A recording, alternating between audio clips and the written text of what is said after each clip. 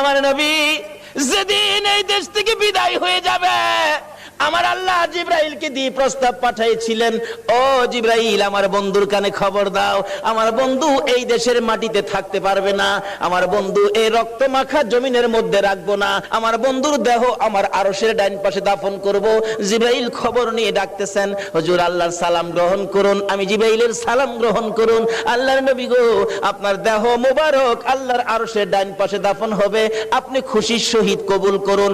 আমার নবী কোনো কথা কয় না, দুইটা চোখের পানি জর্জর করে ছাড়তেছে।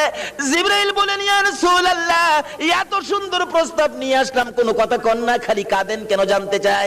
আমার নবী বলেন, জিবরাইল রে, তোমার জন্য খুশির খবর হতে পারে, আমি খুশি হতে পারলাম না। কেন পারলেন না? রে জিবরাইল, আমার দাফন আল্লাহর আরশের ডান পাশে হবে, আমি জানতে চাই আমার গুনাহগার উম্মতের